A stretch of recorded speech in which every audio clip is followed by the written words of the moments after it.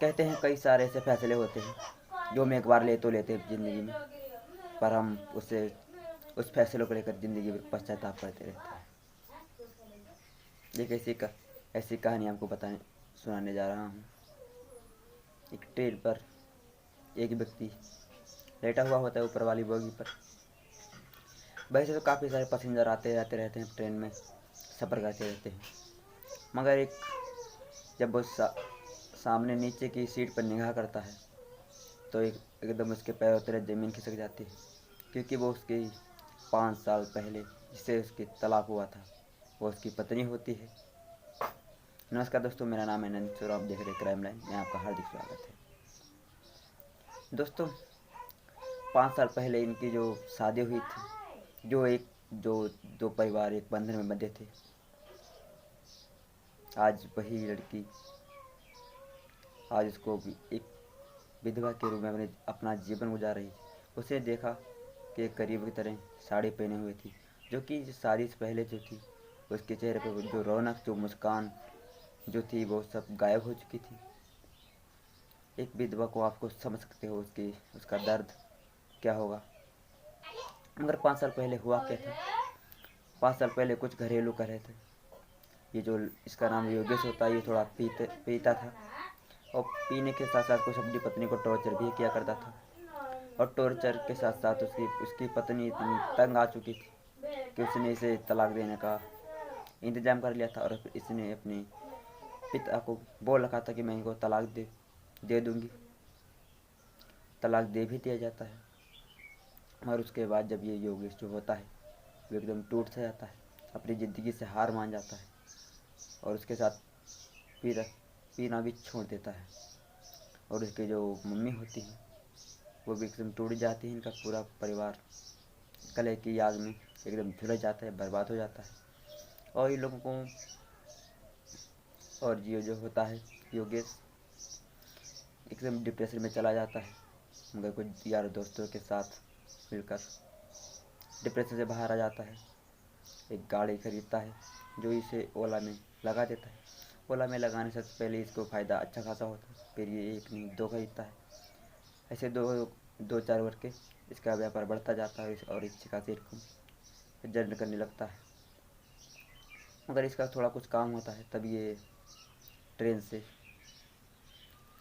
जा रहा होता है और ट्रेन में ये ऊपर वाली बोगी पर बैठा हुआ होता है। ऊपर वाली बोगी पर लेटा हुआ होता है, तभी इसकी निगाह नीचे वाली सीट पर जाती है। तो नीचे वाली सीट पर इसकी जिससे 5 साल पहले तलाक हुआ था, इसकी तलाकशुदा पत्नी बैठी हुई थी। ये उससे नज़र मिलाने की कोशिश करता है, मगर वो उससे नज़र नहीं मिला पाई थी, क्योंकि जिस पति को उसने 5 साल पहले तलाक दिया था वो उससे कैसे नज़र नहीं मिला पाती। बहुत कोशिश करने के बाद जब ये लोग कुछ बात करने की कोशिश करते हैं तो ये खुद योगेश अपने आप बोलता है, कैसी हो? लड़की बोलती है, अच्छी हूँ। उसकी निगाह नीचे होती है, आप खुद समझ सकते हो क्या वो पल रहे होंगे। वो कह तो देती है अच्छी हूँ, मगर उसकी आवाज़ में जो वो दुख की स्मृति दिखाई दे रही थी, वो यकीन मानो उसका दिल का दर्द साफ साफ उसकी आवाज़ में सुनाई दे रहा था। फिर उसने पूछा, यहाँ मतलब कैसे? बोलती कि मेरी माँ बीमार है, मैं ट्रेन से उनको माँ को देखने जा रही हूँ। फिर वो योगी से पूछती कि तुम कैसे हो? वो ही बोलता हूँ, अच्छा हूँ। और उसके बाद इनका थोड़ा वार्तालाप चालू हो जाता है, बातें करने लगते हैं। फिर इन दोनों का वार्तालाप शुरू होता है और बातें करने लगते हैं। फिर कुछ देर बाद यहाँ पर कुल्फ़ी बेचने वाला आता है डिपार्टमेंट में जब ये लोग कुल्फ़ी खाते हैं तो लड़की कहती है, मेरी एक शर्त है, कुल्फ़ी तो मैं खा लूँगी। वो कहती हूँ पेमेंट मैं करूँगी। लड़का मान जाता है और पेमेंट लड़की कर देती है। फिर उसके बाद ये लोग पूछते हैं कि तुम कब वापस आओ? वो कहता है कि मैं कल शाम को आऊँगी वापस।